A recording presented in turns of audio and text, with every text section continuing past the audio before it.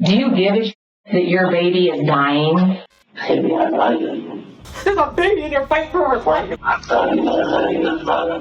I need adults to act like adults. You guys are just some prejudice.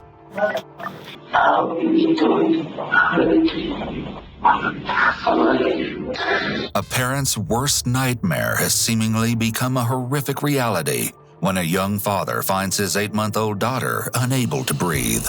But in the midst of what can only be described as a genuinely unimaginable crime lies an even more disturbing truth. One that goes to show just how depraved humanity can truly be.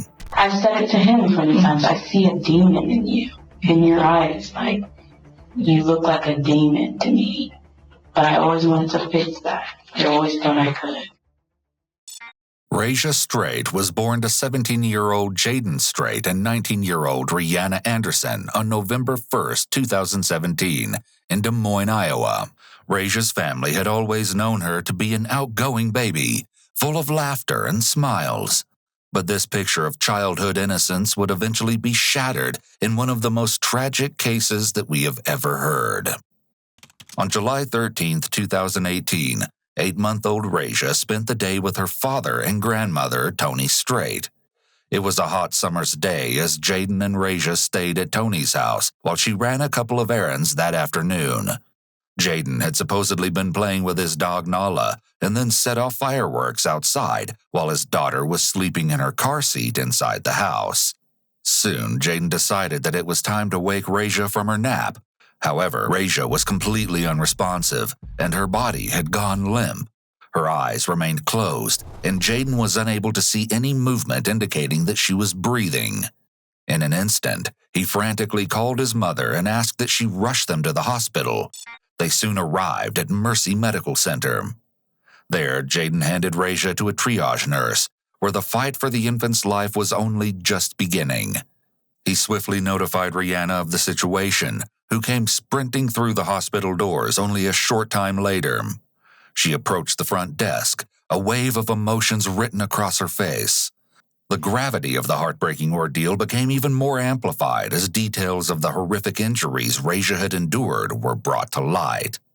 One thing was for certain: this was no accident. The police were quickly notified by the hospital, and given the severity of Raja's injuries, a full-blown investigation broke open that very day. One person was placed at the top of the suspect list: Jayden.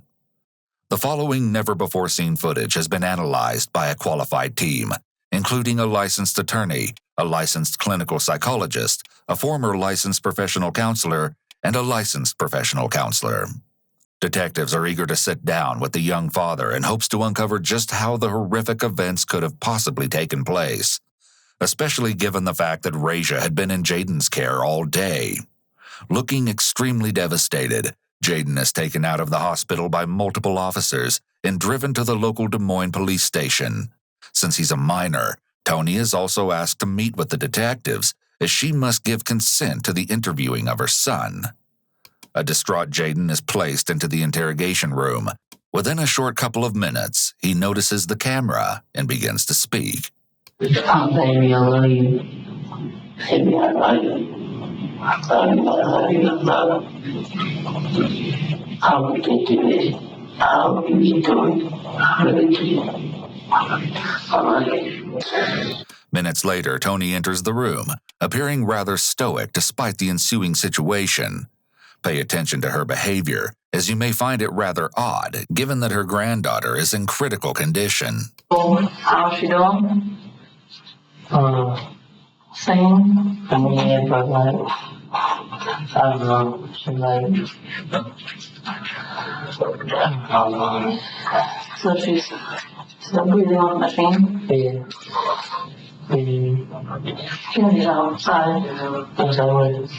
Out in the lobby. On the first floor? Yeah, just right out here. Oh, literally right out here? In the lobby of the police station. I believe it's first working. Yes, yeah.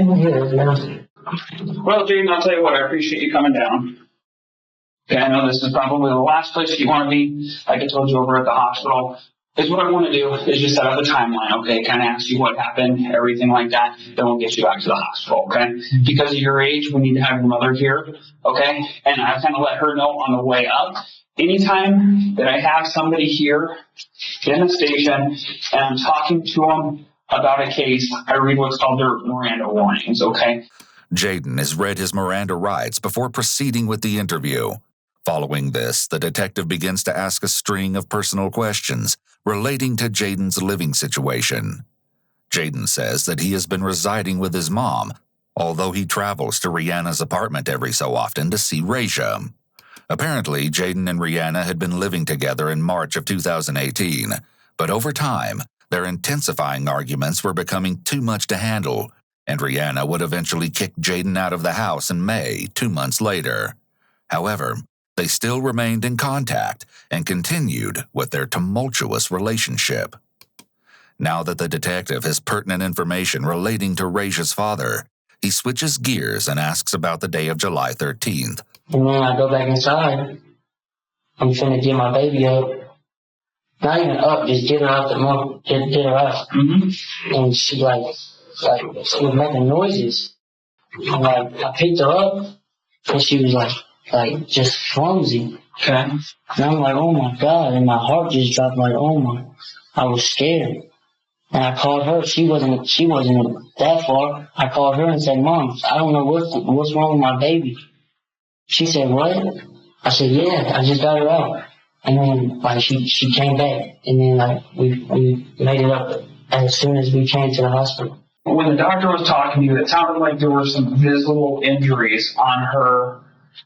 Where did those come from? Do you know? What are you talking about? I think you guys were talking about something on the head. Yeah, there's a bruise, two bruises. She smacked her head on the end of her bed. That's what my girl was saying. Mm-hmm. She smacked her forehead on not the bed, but the hard piece that holds the bed. Like the frame? Not the frame. Bottom part? Yeah, the bottom part. What's that? The spring. No, the box frame. Oh, box frame? Yeah, the box frame. Oh, okay. She smacked her forehead. Boom. And she only cried literally for almost 15 seconds. And when was that? Do you remember when she did that? 2 days ago. Okay. Supposedly, Raja wasn't usually a fussy baby, and it was uncommon for her to have a crying fit, even when hurt. Okay, have you ever done anything to her that might cause some of the injuries, whether it's, pick her up or have her fall out of your lap or anything like that? I dropped her a couple times when she was younger, but... How long ago was that? Probably a couple months ago. Okay. I dropped her while she was little. Okay. Nothing recent, though, or anything like that? Mm-hmm. Were there any injuries that you were able to observe from dropping them?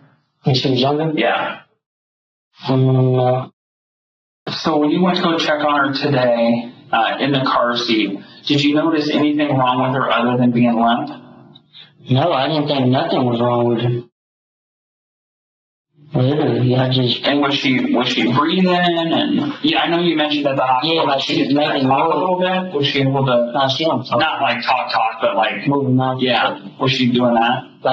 She taking deep breaths though, and then air would come out of her mouth, and then I picked her up. That's when I picked her up. She was just clumsy. And I called my mom, I don't know.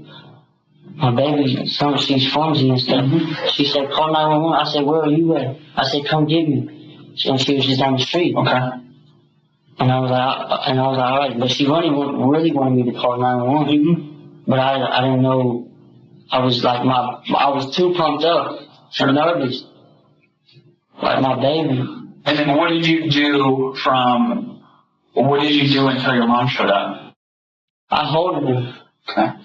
Did she fall or hit her head on anything in that amount of time? No. Anytime that you took, from the time you took her out of the car seat to the time that you get to the hospital, did anything happen to her that could have caused an injury or anything like that? No. Okay. Jayden apparently didn't make any attempt to revive his child. He may have been in such a state of shock that he didn't even consider it. If any of the injuries were intentionally caused to her, who would have done it? I don't really know. Who do you think? I don't know, I don't know who, really, I really know. You've never. I know her mom, and her mom knows I wouldn't. That's my baby, that's my everything. Sure. Before going any further, let's take a look at the 24 hours leading up to the mysterious circumstances. On July 12th, just one day before the incident, Jayden and Raja had been staying with Rihanna at her apartment. However, what should have been a typical day for the family soon took an unexpected turn. Although it's unclear how, Rihanna had supposedly caught Jayden in his alleged infidelity, as she claimed he was seeing and speaking with other girls behind her back. In an instant, a heated argument had emerged. However, this was just one of many feuds between the pair. It wasn't long before Jayden called his mom, notifying her of the situation and pleaded for her to pick him up. Around 11 a.m., Tony made her way to the residence, where Jayden was ready to leave. The mother and son ran a couple of errands, but what they did following this has not been confirmed. Tony wouldn't take Jayden back to Rihanna's apartment until midnight of that same day, where the couple briefly spoke before heading off to sleep, supposedly having reconciled their argument. At 9 in the morning on July 13th, Rihanna woke up and got ready for work, while Jayden and Raja were sound asleep. That was until Rihanna's father, Arturio Anderson, came to the apartment to give Rihanna a ride to her job. Before they left, Jayden and Raja had woken up, where Arturio spent a short amount of time holding the child and carrying her around. Raja had reportedly been very fussy during that morning, but her parents chalked the unusual behavior up to her teething phase. Next, Jayden gave Raja a bath, before Tony made her way over. Jayden and Tony claimed to have left the residence with the baby around 11 a.m. and drove straight to Casey's General Store to pick up a pizza. However, as we can see over video footage, Tony entered the establishment at 12:51 p.m. and retrieved the pizza while her son and granddaughter waited in the car. From there, they drove to Wesley Acres Senior Living, where Rihanna had been working at the time. She reportedly came out to the car to deliver food to Jayden, but supposedly didn't say hi to Raja, who was sitting in her car seat. This seems to be rather suspicious, but then again, she may have needed to return to work in a timely fashion. Regardless, Tony, Jayden, and Raja made their way to another stop, Panchero's Mexican Grill, where Tony spoke with a friend for approximately 5 minutes. Once again, her passengers stayed in the car. Finally, their errands were completed, and their final destination was Tony's house. Although the date of the security footage says July 14th, the video was actually taken on July 13th. We can see Jayden bringing Raja into the house at 2:24 p.m., and she's then left alone. At 2:25, we see Jayden again, this time without the child. A couple minutes pass before Tony unleashes Nala from her cage so Jayden can play with her outside. At 2:55, Jayden carries Raja out of the house and, in less than a minute, brings her back in, only to take her out one more time at 2:56. He gives her a kiss on the cheek. Tragically, as Jayden brings his daughter back inside, it's the last time that we will see Raja before something unspeakable is carried out. Next, we see another man come into view at 3:07, Tony's next-door neighbor, Benjamin Bolden. Apparently, Benjamin was walking down the street when he spotted Tony in her car and asked for a quick ride to the corner store. He and Tony are only gone for about 5 minutes before they return. Benjamin makes his way to the front door, while Tony leaves and heads to Blake's Auto Body and Exhaust Shop. Apparently, Jayden and Benjamin talk for a little over a minute before the neighbor heads home, leaving Raja alone with her father. Jayden claimed to have been setting off fireworks in the front yard, while Raja was still sleeping inside. However, we're unable to see this on the video footage. He supposedly finished with the activity once he ran out of live explosives and went back inside to play on his phone. Thinking that he should wake Raja from her nap, Jayden walked over to her car seat where she'd apparently been sleeping, only to find that something was more than a little off. He picked Raja up and was horrified to learn that the young child was completely unresponsive. In a panic, Jayden called his mom and asked that she take them both to the hospital before it was too late. Tony is notified of the situation while she's in the McDonald's drive-thru and immediately rushes home. At 3:46, Jayden runs out of the house with Raja in his arms. He and Tony make a mad dash to the hospital. Rihanna is made aware of her child's hospitalization soon enough, as she and Jayden alike are at a loss for words. As we already know, during this time, Jayden will eventually be taken in for questioning. However, another unexpected incident has arisen that also requires the attention of local authorities. I was asked to come up here and move some of the family downstairs. Yeah. Did you guys end up arresting somebody then? Is that what the story is? Apparently, a fight has broken out between the families of Rihanna and Jayden on the hospital's 3rd floor. Devastated over Raja's injuries, Rihanna's family has a few words to get off their chests. This doesn't make no sense. I'm sorry for y'all, but this is ridiculous. And I need adults to act like adults. There's a baby in there fighting for her Part life. of the reason that we're having an issue I know why you guys are having is an that issue. there are other people here as well. There's yes, other I know. Babies, So there are other babies here, and we're hearing MFing and cussing and everything from all the way. There are other families. That's the main I know why you issue. guys are having fun. That's the main But issue. I'm trying to, I'm But like, it wasn't me. That's all. It was after you guys were told this is private property. The security staff But wants it you to go, wasn't me. and everybody is freaking. I don't understand why people just can't get it together. Like, you know, like, it's common sense. So, like, I feel for you, it's right? common sense. Like, I just said, if I'm gonna lose my grandbaby, I'm gonna lose my daughter. The whole group was lumped in together because they were warned before. Maybe you filtered in after the fact. Everything, and I took everybody in there and made them. I did not. There are other people here trying to I get understand treatment. that. And I was trying to help you guys. I was trying to help them be quiet. I was trying to, but I wasn't cussing. Okay, well- I wasn't fighting. I didn't do anything. So why do There's the because great grandma? there's so much stuff going on. But There's so if many- everybody let else me has to finish. leave, There's so why many can't people I? running around cussing that we can't But keep it's track not of who's me. listening and who isn't. But it's not Okay, well me. blame your family then because they were told and they were asked to be quiet so that the other people could heal Then the one and that the you baby guys could get seen, treatment without the medical The staff. one you being guys interrupted. seen should have got treated because And I'm nobody getting said anything. penalized for nothing. You can ask whichever man that family was. members. That man, that other security, he said I could go back in there because he seen I wasn't doing anything. Well, You guys are just some prejudice. that's why they want you to leave because there are other people. That's why that are I trying said to that. I said it to you. You're a prejudice. Reportedly, both physical and verbal assaults had occurred, but this has not been confirmed. Regardless, additional officers are called to escort family members off of the premises. But they've asked all the people that are not immediate family members to leave. Well, I'm not immediate. I'm grandma. Am I immediate? Are you mom for the child? I'm mom to daughter. Okay. You're not an immediate family member, all right? They've asked everybody, all right, because of the problems that we've had here, to leave. Wow. All right? So if anything happens, we just gotta not miss I would probably this go year, home. baby. You guys go home. Rihanna expresses her concerns, but the police have no choice but to comply with their original orders. So you guys are gonna basically make me go through this alone while my mom and people that I don't have anything to do with what's going on. I'm here to assist the hospital security, which feels like they can't deal with everything that's been going on. That's why you've been asked to leave.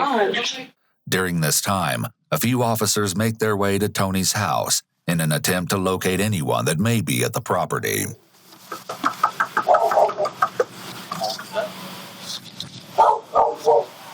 Doesn't look that old. Hard to say. going on. They're all. I'll call Lancaster. I've had for a week now, See if and anybody it's comes not out. like her not. Although no one is there to answer the door, Tony quickly returns from the hospital along with Jayden's sister, Jayden Straight. Apparently, the mother and daughter had been involved in the fight with Rihanna's family, which actually occurred before Jayden was taken in for questioning. The woman driving the car is Molly McDonald, Mackenzie's stepmom, who supposedly picked them up from the hospital and drove them to Tony's house, where police are already waiting. So is there anybody in the house now? No. No. We didn't even know nobody was here. Huh. They just said we was cool to leave, but the people from the hospital, the ones that are trying to fight, they said even in front of the police officer, like, we'll catch you down the street when you pull off. Okay. Who are these people? My brother's baby mom's family. What's their issue? The baby stopped breathing, I guess, and so they're all up at the hospital.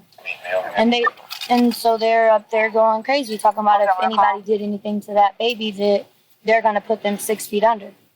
The officer is simultaneously on the phone, likely speaking with the detective, informing them that Tony is needed to interview Jayden. From there, Molly drives her to the police station and, as we know, an intense conversation awaits.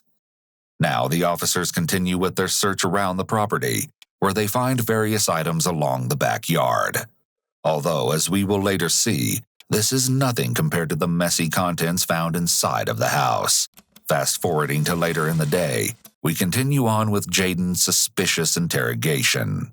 The injury had happened in the hours leading up to them showing up at the hospital. Is there anything then that you can think of that might have happened within the last couple of hours before you guys getting to the hospital that could have caused any sort of injury to her that would have changed the dynamic of her body?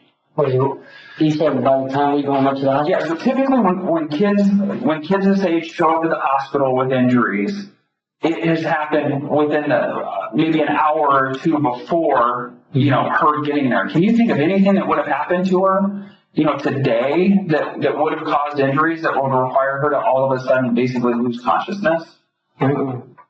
We didn't do nothing. Okay. We just I fed her and we went to her house. Okay. And by the time we got to her house, she was asleep. Okay. It is undoubtedly clear that something isn't adding up. 1 minute, Raja was supposedly her normal self. The next, inexplicably unconscious. Or so, that's what Jayden asserts. Next, we're introduced to Detective Lori Kelly, who wastes no time in asking for the most critical information. The problem we're having is, I've been up at the hospital speaking with the doctors, and your baby has very severe injuries. Severe injuries. Several broken ribs. What? Maybe ribs are broken? Yes. Oh, man. How does that happen? Well, she's only 8 months, right? And so babies don't sustain injuries like that without another person being involved, okay? Jayden seems genuinely surprised at the severeness of Raja's injuries. Perhaps he didn't realize the gravity of the situation until now. You guys think that's from me? You need to provide a different explanation if it's not from you. It's not from me. Okay. Oh, why would I do that to my baby? Because people lose their cool and they do things that are a split second.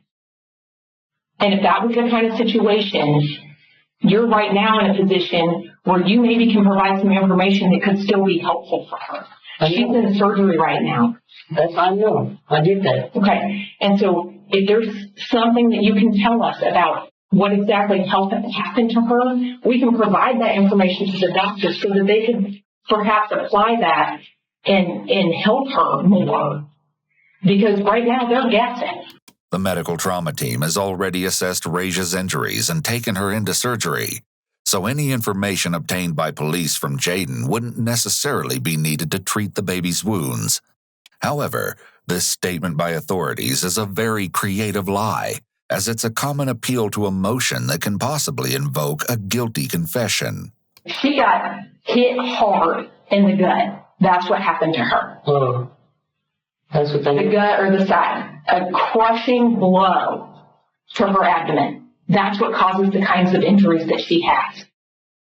And the symptoms are immediate. And do you know what the symptoms are? The lymphness. How you said she was like a sack of potatoes when we talked about that? That's immediate. So what I'm telling you is the information that you have provided is not matching up to what the doctors are saying. Okay?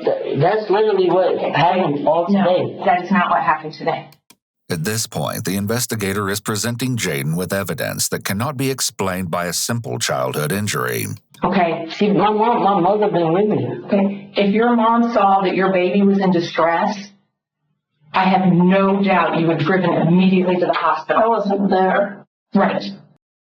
There is no doubt about it. You know more than what you have provided. I just didn't call 911 because she was close. Okay, and I can understand that you thought that perhaps she could be there close, quicker. Mm-hmm. I can understand that. She wasn't that close though. She's at the McDonald's over on the east side. You could have walked to the hospital before it took her the time to get there.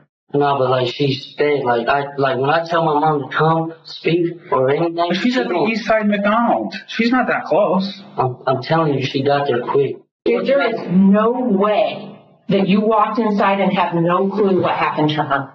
That is not one of the possibilities. And there is going to be a stream of medical professionals that will come in and say that these injuries are nothing but inflicted. Mm-hmm. And so either you lost your cool and you did something you wish you could take back, or you waited until you were alone and beat that baby. Those are the two options. Don't really say I beat my baby. Tell me what happened. I just told you what happened all day. This is a direct accusation, and we can see Jayden's immediate shift in demeanor. As the story unfolds, the investigator cuts off any avenue for denials or refuting of the evidence. In addition, by not calling 911, investigators may infer that Jayden intended for the baby to die. You told me that baby was fine in the morning. A baby who is injured the way that she is injured cannot drink. What? Cannot eat. I'm telling you right now. I'm telling you, to my baby, to the heart. On hood, I didn't do nothing. You did. I did it though. You know exactly what happened to her. And you may be sorry for it. You may be ashamed of what you did. But there is no doubt that you did something to her. This is your opportunity. There is a stream of medical professionals, neurosurgeons, PICU specialists, ER doctors. They're all saying the same thing. These injuries don't just, I have no idea what happened, and all of a sudden she has a laceration or a sling. Mm-hmm. No way. Listen to me. I didn't do nothing today. Okay, then what day did you do it? I didn't do nothing to her. This happened today. I swear I didn't do it. I don't want to hear that. That is not true. That doesn't just happen. This is a defining moment for you. This is when you either stand up and take responsibility for what occurred, or let everybody just think that you planned this. I didn't plan it. Were you trying to get... I really didn't do nothing today. I really didn't, bro. Like, I don't even know what I can tell y'all. Like, that's not... that couldn't be from today. No, it is from today. There is no doubt about it. Something happened today. There is no doubt about that. And so people are either going to have your version of what occurred or not, and they're just going to fill in the blanks. And what kind of blanks do you think that they're going to put in there? He was waiting for the moment to have that baby alone so he could kill him. That's what people are going to say. Nothing happened. Nothing. I'm telling you, you stick with this story, where do you think that's going to land you? Nowhere. But, I know it's not, it's nothing happened. This is my story, nothing happened. I didn't do nothing to my baby. Don't you think you at least owe people an explanation?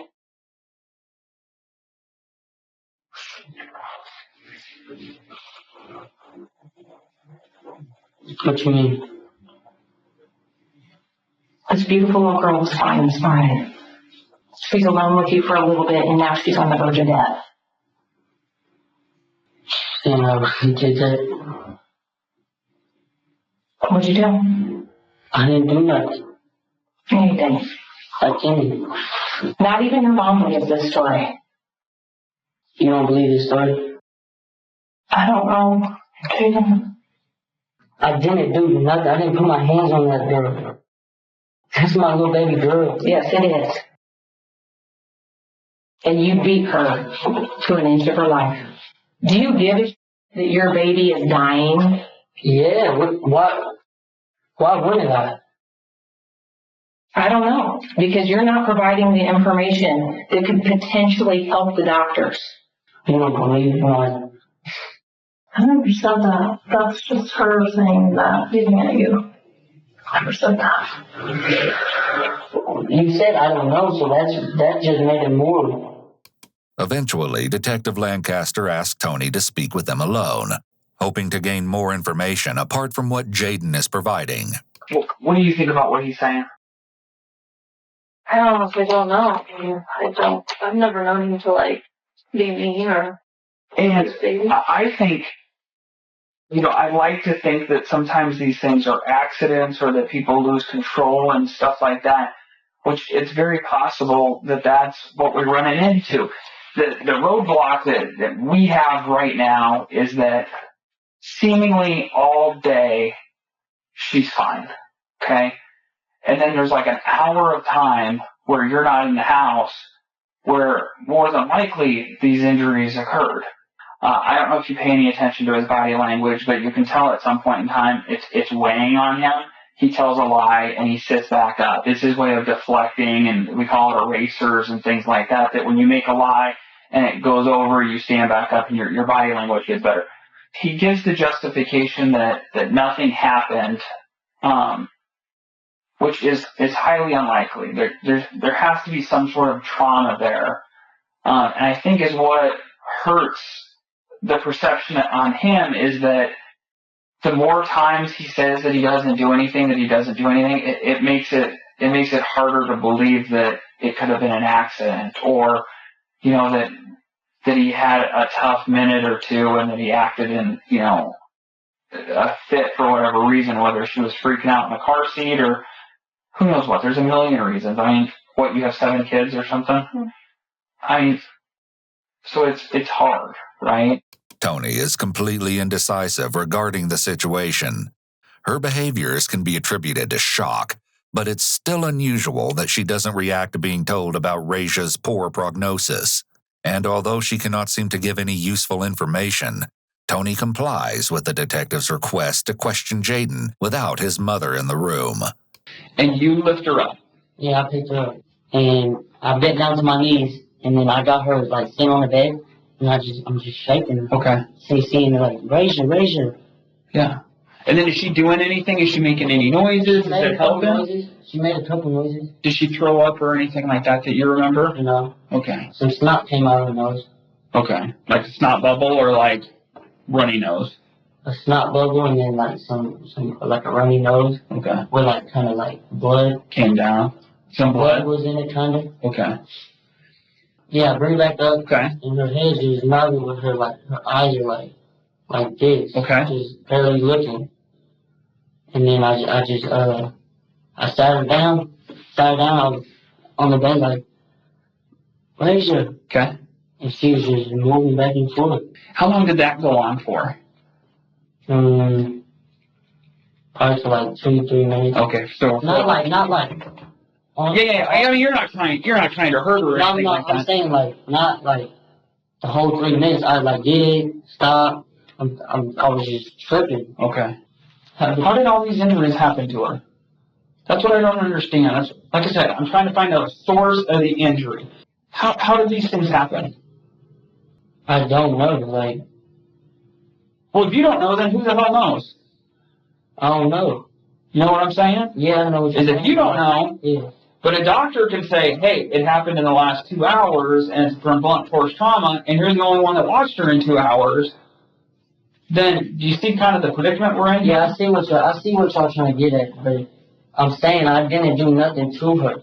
The suspect maintains that he did not lay a hand on his beloved daughter. Following the heated interrogation, the detective asks Tony and Jayden if he would be able to search their house that day for any possible evidence. They agree to meet one another at the home, but then something unexpected happens. As Detective Lancaster reaches Tony's house, he realizes that Jayden is no longer with her. She goes on to state that she dropped him off at Mercy Medical Center so he could be with Raja, but this would supposedly turn out to be a lie. Jayden never checked into the hospital after his time at the station.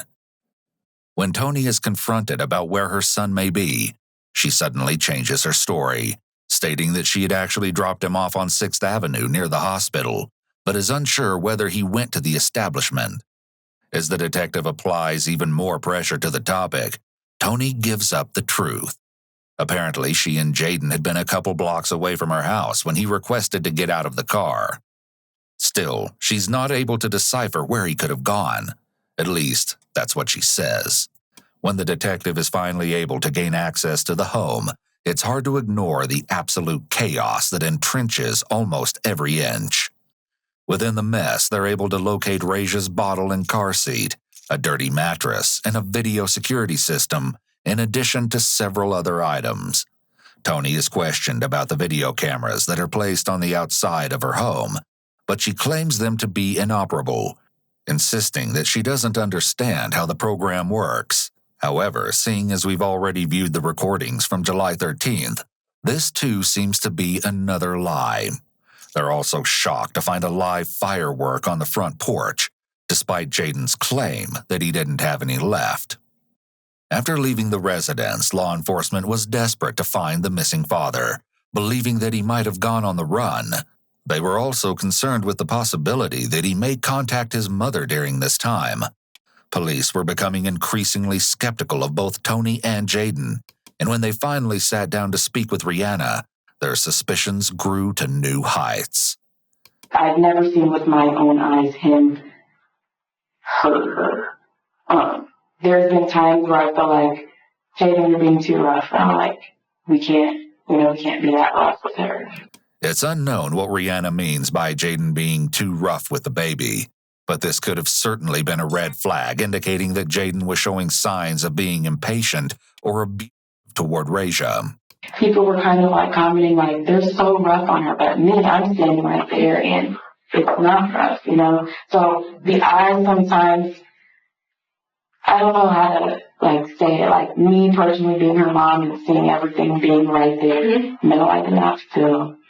Okay, so now we're talking, well, you're saying ever, but we're talking from the time she was born up until the time in March when you moved in together. There is never a time where you thought he's going to lose his cool, or he's too rough with her, or he doesn't know what he's doing, or concerned for her safety with him. None of that kind of stuff. No. Okay.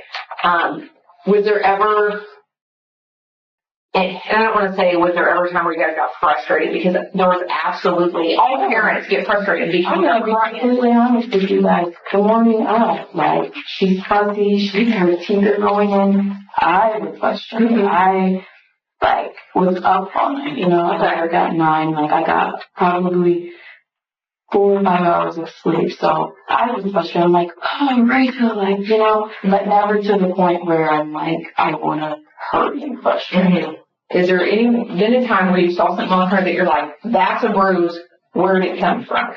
Because babies they just don't really bruise. I mean, they don't, they're not walking and falling, right?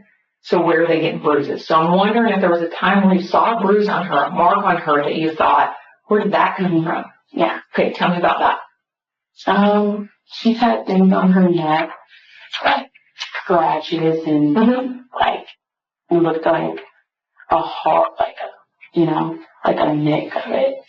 I have question nose. Rihanna cannot seem to recall where the alleged bruises came from. However, what we are about to learn may have you drawing your own conclusions. So that morning, you see her. Then the next time you see her is at your workplace. Yeah, and let me clarify that, so it's not getting misconstrued. No, I did not touch her, feel her. I seen her head, like she wasn't. She's in the car. Right. Yeah, and you told me that. It was a quick transfer of the food, kiss, goodbye, love you, bye, that's it. Okay. But I had seen she was in there. Right. When we saw her in the hospital, tell me about the injuries you saw in the hospital that were new and different than the last time you saw her. Head injuries, that's all I seen. That's the most visible bruises that I seen were her head. Once people started coming in, like my family, and getting to see her, someone had pointed out it looked like a bite mark. I don't know how true that is. It did look like a bite mark, but also I had to think about she had all those on her chest that were sticky, like if they were pulled off, it could have because they came off. But they didn't. To me, when I looked at it, it did look like bite marks. But No doubt you tried to have a conversation with Jayden because you left your lady and she was fine. What conversations have you had with him? What is his response been to you? when we got there, like it was, he's crying. He's really not, he's just asking, like, please, asking, when we got to Piku and we actually were in a conference room and stuff, I begged him on my knees, please, if you did anything, just come forward. Like, it's too late, it's too late for you not to. It's already been done. He's like, I had nothing to do with this, the whole time. Apparently, Jayden's sister had children living with another couple at the time. When informed of the incident, one of the children had supposedly asked a startling question: did Jayden do it? When asked why they would think that, their response was even more unsettling. Although this has never been confirmed, the child claims to have seen the young father physically strike Raja to, quote, hear her cry. And this would not be the only chilling rumor to circulate within the community. As reported in the case files, a source told investigators that Rihanna and Jayden would allegedly put Raja in the basement if she began to cry, along with placing dirty clothes on top of her so people could not hear from upstairs. There's no evidence to prove these claims, but the sheer possibility makes the thought all the more terrifying.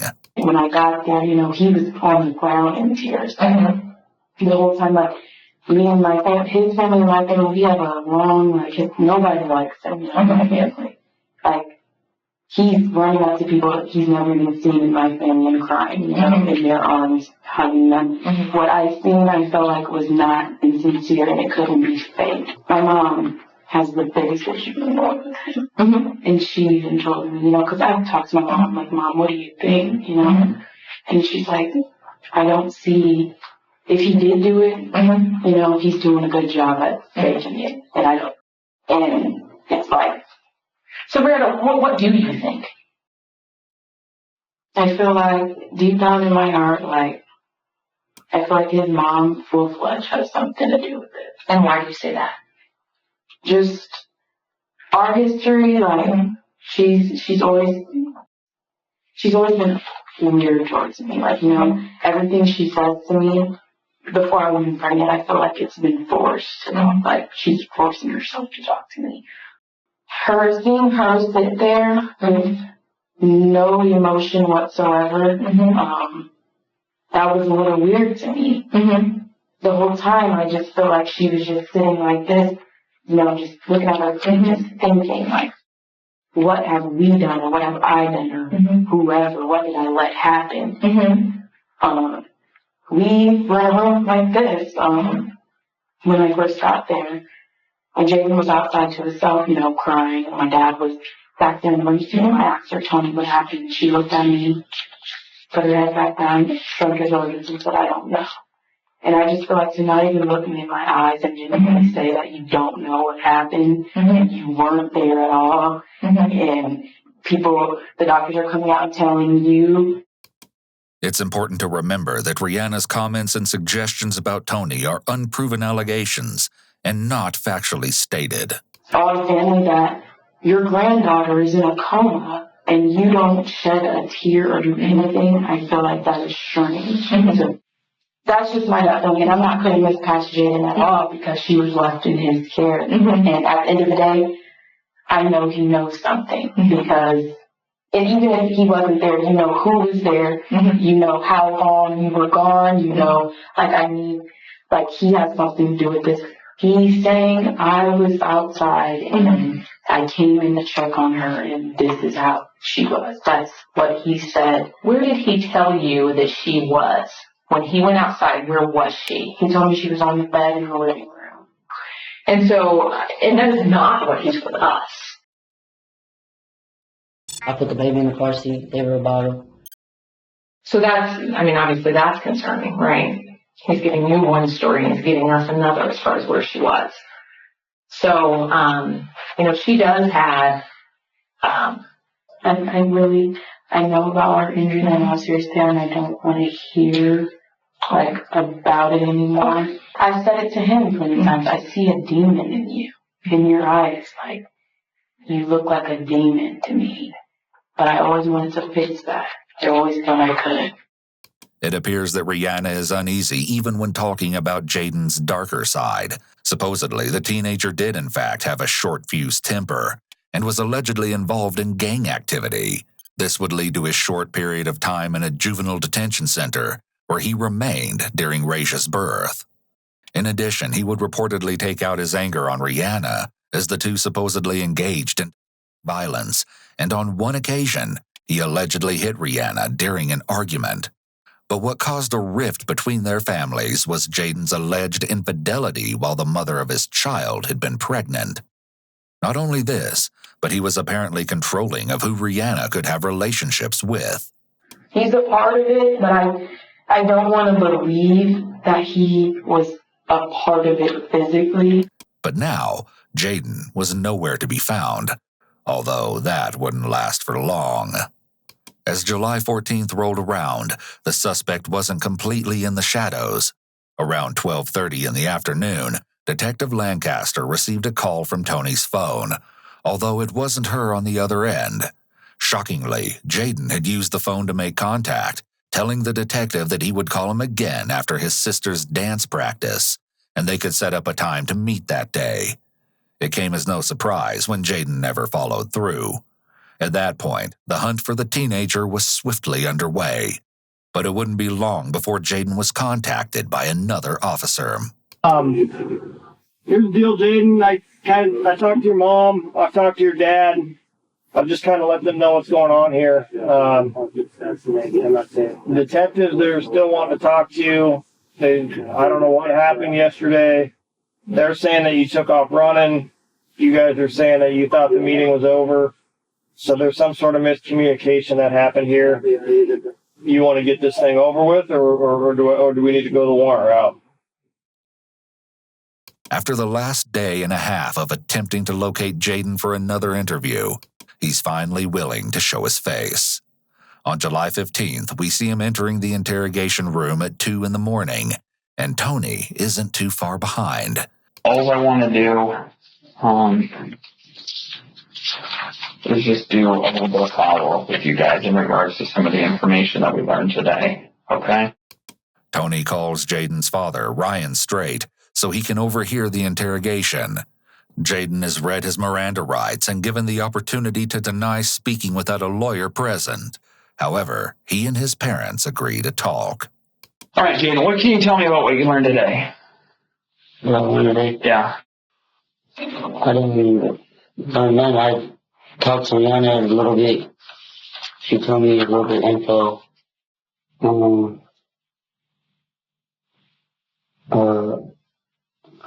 I heard you said I ran from somewhere. Ran from somewhere? Yeah, they said you said I ran or something. I'm running or I ran out of the car. The police guy out there. Oh, I don't know. I thought he was killed. Huh? When we were going back to the house yesterday? Yeah. Oh, no, I didn't tell anybody you ran. I mean, your mom told me that you got out of the car. Yeah, I got out on 6. Yeah. Why? What? Yeah. I was gonna go to the hospital, but I got a ride. I went to go smoke, go chill, go relax. So you wanted to go smoke, chill, and relax, and you didn't want to see your daughter? No, I did, but I couldn't go up there. Oh, okay. I couldn't go up there, so I want to go up there, but I can't go up there. Oh, okay. Well, what else did you guys talk about today?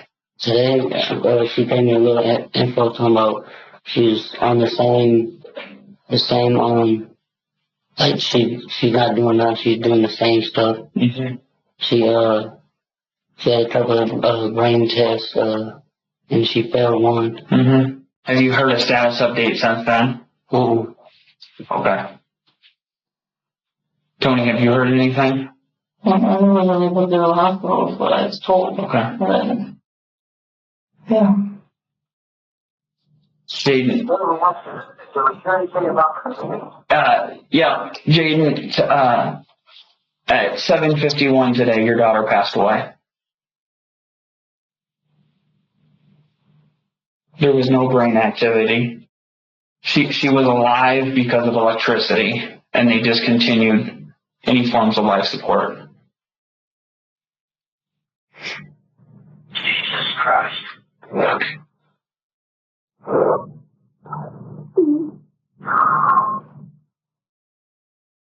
Sorry, Jayden.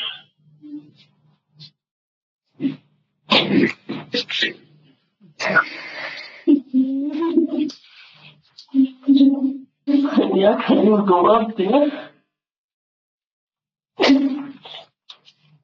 I don't understand why there was a boat there. So Jayden, I know specifically, I really only got a couple questions for you, okay? It's not going to be like yesterday. This isn't going to be a long, drawn-out thing. I essentially wanted to ask you is that obviously, the way that this investigation goes takes a turn anytime that there's a death. Is there anything else that you can think of that we didn't cover, yesterday that may have caused her to get these injuries that ultimately cost her her life? Is there anything at all that you can think of? No. This was supposed to be continued. This was supposed to be continued from yesterday. Do you have specific questions for James? Yeah. Yeah, my question is... If there's anything else you can add. Do you have a specific question for him? Yeah, Jayden, what did you do to kill your daughter? That's a specific question. I didn't do nothing to my daughter. Okay, but she was in your care. She goes to the hospital and dies. So what happened to her when she was in your care? That's what I want to know. I want to know what happened to her, what injuries she got in your care yesterday that resulted in her going to the hospital and dying. I didn't do nothing to her. So is that's going to be... What? Jayden, Yeah. did you cause these injuries to Rachel? No, I didn't. We have no further questions for him. We don't have anything further for you. Okay. From this point forward, James got a lot of doing. Okay. All day when I've been attempting to get a hold of you and I haven't heard back from you or haven't gotten calls or text messages or anything, or you haven't came to the station, is what I've been doing is I've been talking to the Polk County Attorney's Office and judges that are in Polk County, which is the county that we live in, and they have approved charges against you for the death of your daughter. Okay? Today, you are going to be charged with murder in the first degree and child endangerment resulting in death. Okay? Both of those are felonies, and you will be charged as an adult. Okay? Is what's going to happen is I'm going to step out, I'm going to do some paperwork, and we're going to get you transported up to the Polk County Jail where you'll be processed. And I'll be in Polk County? I don't know if you stay in Polk County or if they bring you to JCI. Okay? And with it being so close to your 18th birthday, I'm not really sure. Once I get done with the paperwork, we'll get them transported up to the jail, okay?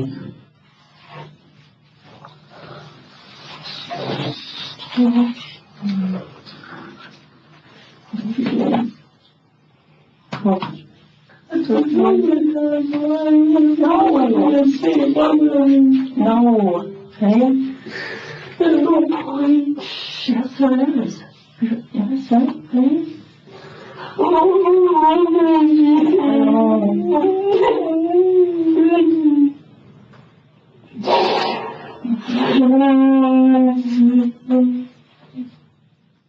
Jayden is finally placed under arrest for one of the most shocking crimes that the nation has ever seen.